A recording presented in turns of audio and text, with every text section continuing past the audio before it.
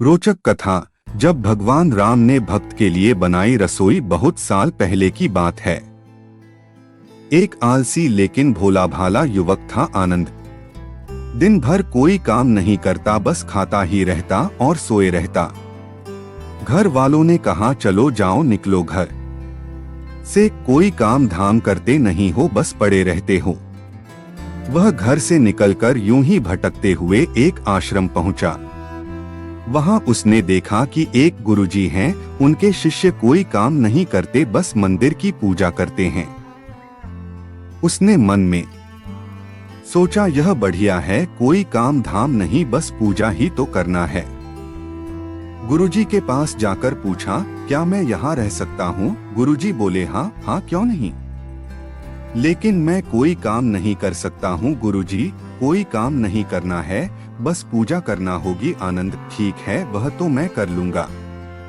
अब आनंद महाराज आश्रम में रहने लगे। ना कोई काम ना कोई धाम, बस सारा दिन खाते रहो और प्रभु भक्ति में भजन गाते रहो। महीना भर हो गया, फिर एक दिन आई एकादशी। उसने रसोई में जाकर देखा खाने की कोई तैयारी नहीं। उसने गुरुजी से पूछा आज खाना नहीं बनेगा क्या? गुरुजी ने कहा नहीं, आज तो एकादशी है, तुम्हारा भी उपवास है। उसने कहा नहीं, अगर हमने उपवास कर लिया तो कल का दिन ही नहीं देख पाएंगे हम नहीं कर सकते उपवास। हमें तो भूख लगती है, आपने पहले क्यों नहीं बताया? गुरुजी ने कहा ठीक है, तुम ना करो उपवास, पर खाना भी तुम्हारे लिए कोई और नहीं बनाएगा, तुम खुद बना लो। मरता क्या न करता गया रसोई में। गुरुजी फिर आए, देखो अगर तुम खाना बना लो तो राम जी को भोग जरूर लगा लेना, और नदी के उस पार जाकर बना लो रसोई। ठीक है। लकड़ी, आटा, तेल, घी, सब्जी लेकर आनंद महाराज चले गए।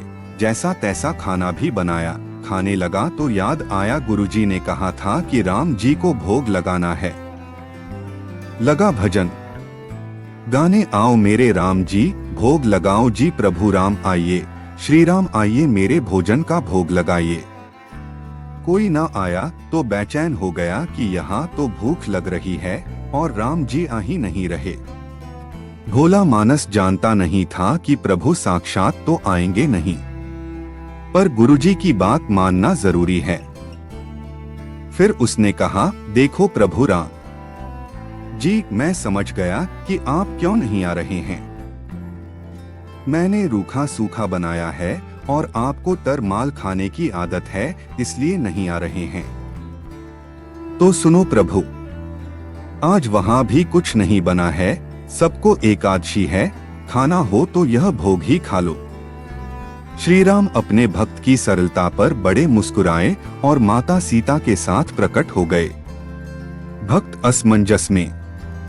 गुरुजी ने तो कहा था कि राम जी आएंगे, पर यहाँ तो माता सीता भी आई है और मैंने तो भोजन बस 2 लोगों का बनाया है।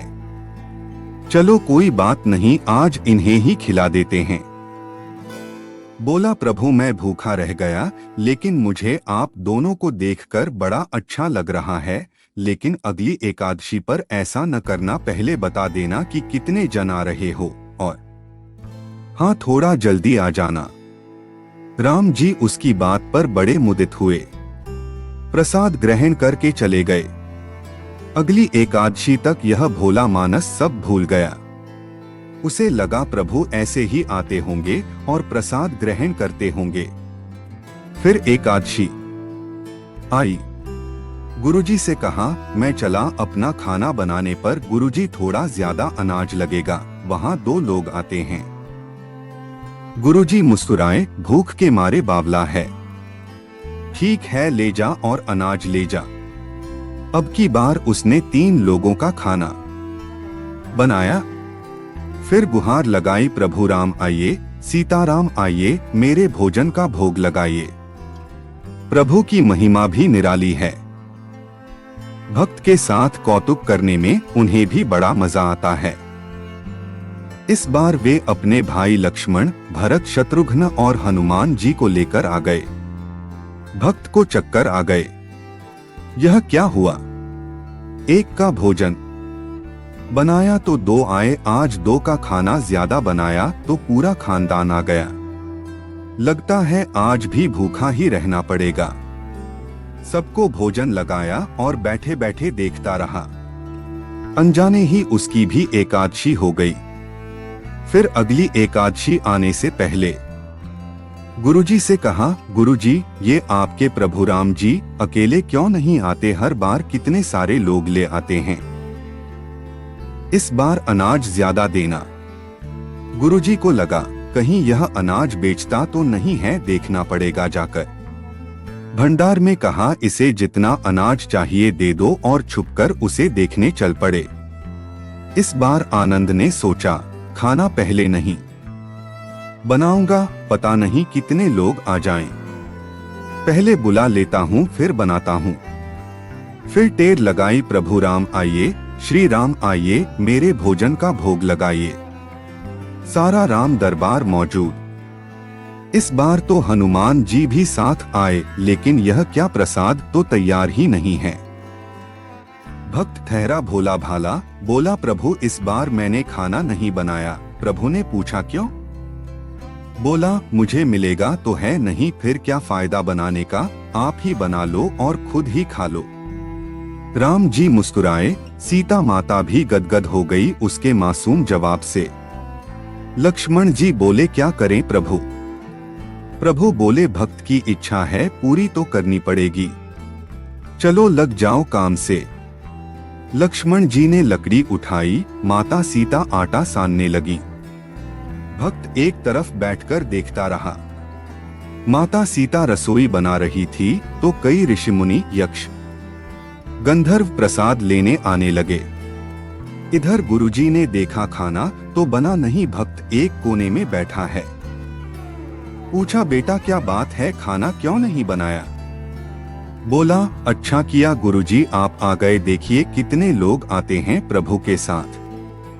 गुरुजी बोले, मुझे तो कुछ नहीं दिख रहा तुम्हारे और अनाज के सिवा। भक्त ने माथा पकड़ लिया, एक तो इतनी मेहनत करवाते हैं प्रभु, भूखा भी रखते हैं और ऊपर से गुरुजी को दिख भी नहीं रहे, यह और बड़ी मुसीबत है।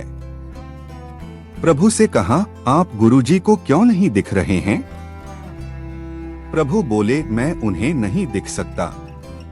बोला, क्यों? वे तो बड़े पंडित हैं, ज्ञानी हैं, विद्वान हैं, उन्हें तो बहुत कुछ आता है, उनको क्यों नहीं दिखते आप?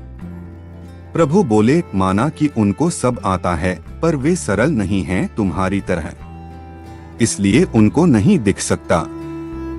आनंद ने गुरुजी से कहा, गुरुजी प्रभु कह रहे हैं आप सरल नहीं हैं, इसलिए आपको नहीं दिखेंगे।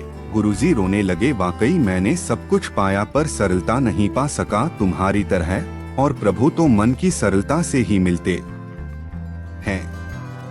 प्रभु प्रकट हो गए और गुरुजी को भी दर्शन दिए। इस तरह एक भक्त के कहने पर प्रभु ने रसोई भी बनाई।